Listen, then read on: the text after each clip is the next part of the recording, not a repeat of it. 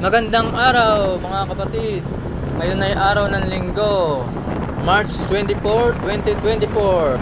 At ngayon pong Semana Santa. At ngayon po ay araw ng pagninilay-nilay at pagbisita sa mga simbahang Katoliko. At ngayon po ay samahan nyo kami para bisitahin ang simbahang bato sa Laurel, Batangas. Halina't samahan nyo kami. Tara, let's!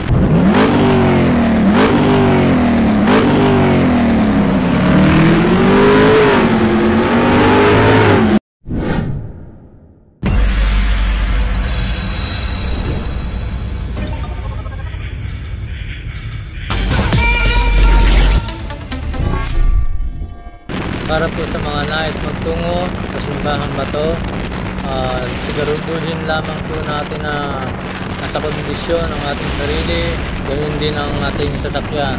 Dahil po sadyang napaka-delikado at mapanganib ng mga daan para sa mga baguhang motorista. Palusong at paahon, matatalim na kurbada ang inyong pong haharapin patungo po sa simbahang bato. At doble ingat po ang lahat na nais magtungo rito. Dahil po madadaanan nyo po dito ang Sungay Road at ang Ligaya Road na sinasabing most dangerous o deadliest road.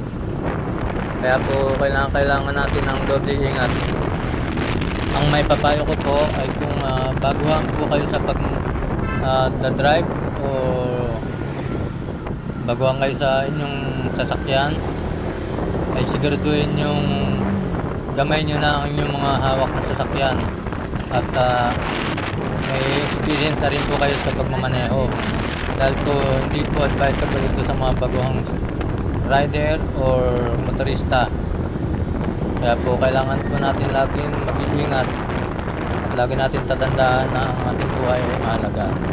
Kaya po kabisituhin po muna natin ating mga sasakyan at tayo po ay mag-aral ng mga advanced training course o advanced driving course bago po tayo bumaybay sa mga hindi pangkaraniwang kalsada, para po siguradong ma-enjoy natin ating mga travel at makauwi ng ligtas.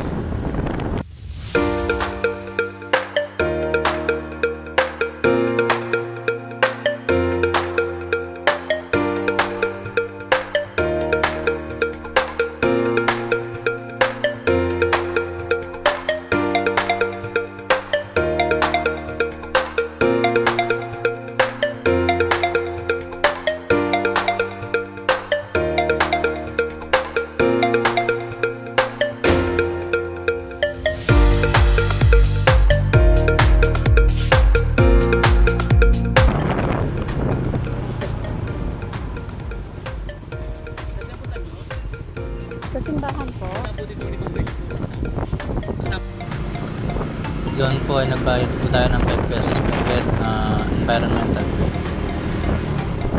Binigyan din naman po nila tayo ng resibo o ticket. Ang ibig sabihin niyan ay malapit na tayo!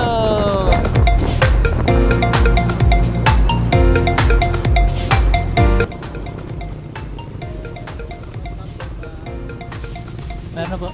Pakita mo yung ticket mo, ticket. Ticket po. Kasama ko kaya? Oo. Sige po. Doon na kayo, sir. Diretso. Dito. Pati nyo sa dulo. Pati nyo sa dulo. Magsubukan at maglalakad kayo. Salamat. Pakanan tayo. Ang daan lang. Maliit ang daan. Ayun, so nag-verify lang naman sila at saka nagsisilbing guide na rin.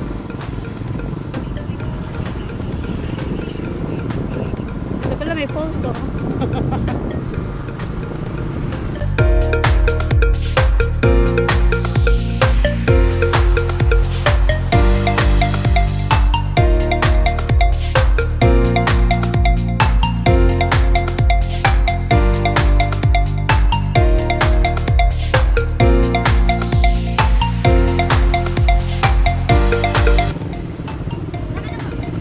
Dito na, last na to. Alright, nandito na tayo. Dito tayo mag-park para presko. Lalim ng puno. Thank you, Lord.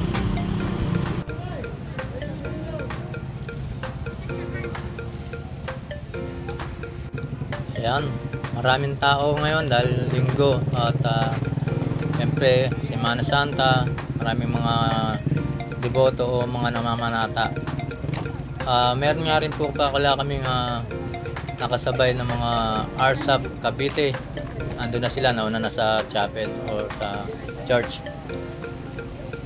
Ayan, maraming paninda rito. Mga sariwang prutas at gulay. Ito pa, maraming mga riders din mga nagpupunta rito. Ayan.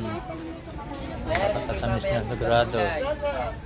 Marami, sari-sari mga paninda.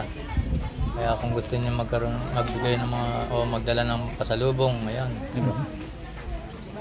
Mga souvenir. Ayan. Yan ang ating kasama, si Bro Isko at si Sis Beng. Ayan, narito na tayo mga kapatid sa Simbahang Bato, Laurel, Batangas. Ang specialty nila rito, sigurado siyempre ang kaping barako, Cotton Batangas at bulalo. Ayan ang RSAP ng Cavite chapter. Si Sis Maris. Shoutout sa iyo, sis, at sa iyong mga kasama.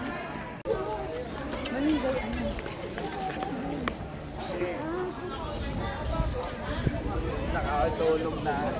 Magulay.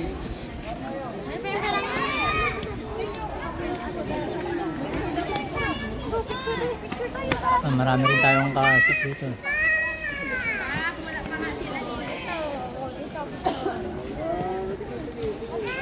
Galing pa yan sigurado sa ibang lugar.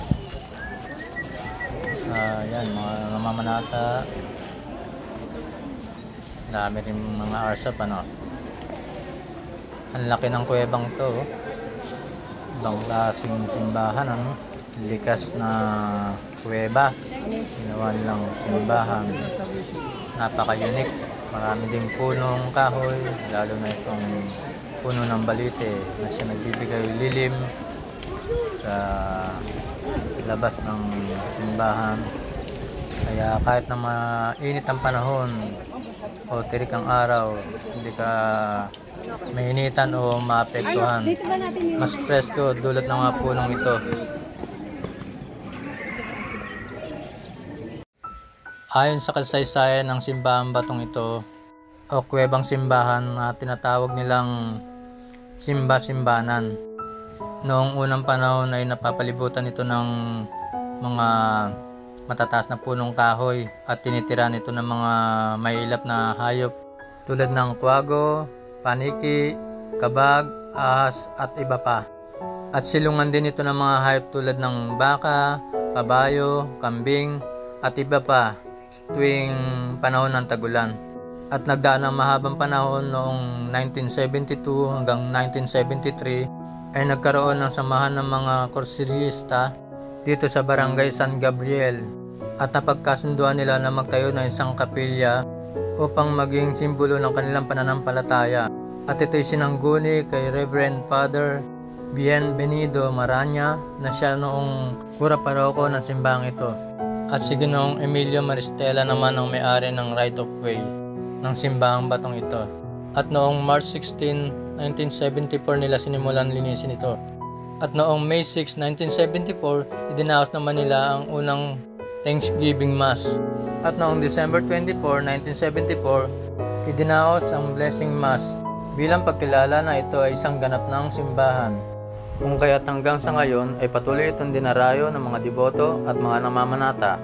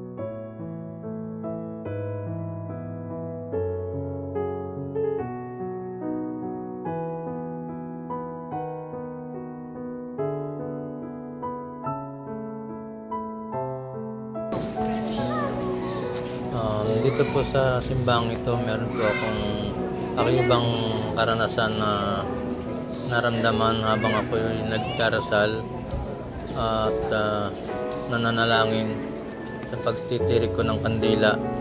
Animoy para po akong inaakay ng mga anghel. At meron din po ako ritong napansin kakaiba. Igagawan ko na lang po ng isang vlog dahil po para mas naangkop sa kanyang tema.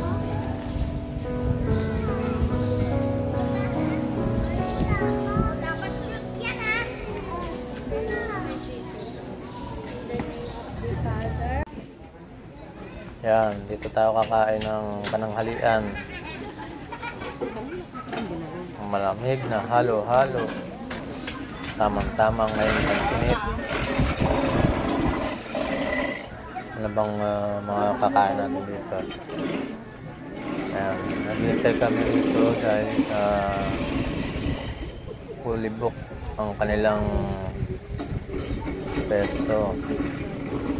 Dahil marami nang nagutom at oras na ng kain. Yan, meron silang loming Batangas at marami pang iba. Siyempre hindi diyan mawawala ang bulalo. Tara, balik tayo sa Mimi's house. Kapit tayo rito para tumilong at magpahinga, mag-relax. Yan, habang hinihintay ang ating order para tapos makakain na tayo.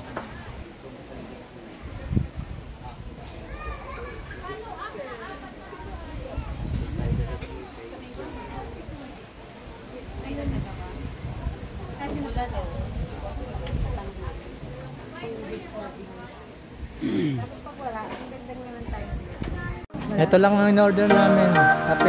Kapeng libre. Yan. Libre sa free coffee.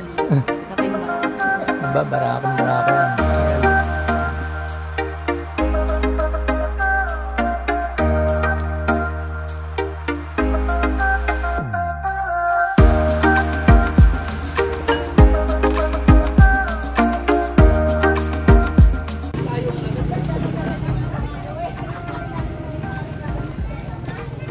Si bro, nilagyan niya ng sticker natin.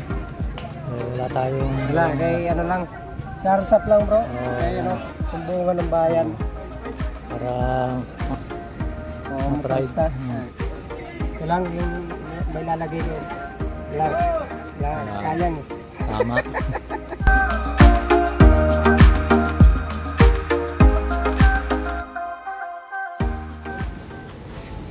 Sa mga magtutungo po rito sa simbahan ba to, huwag niyo pong kalimutang bisitahin ng food house na ito dahil sigurado mag-enjoy kayo sa kanilang pagkain, masasarap sa pagkain at yung kanilang halo-halo na yummy halo-halo overload, yummy sarap at ang bitbone naro na bulalo, sarap umigop. Huwag niyong kalimutan dito magtungo. Sigurado mag-enjoy kayo at kanilang area na pang-convenient at mababait at maasikasong mga crew. Maraming salamat at sana po ay nagustuhan niyo ang aking vlog. Hanggang sa muli, ride safe and God bless.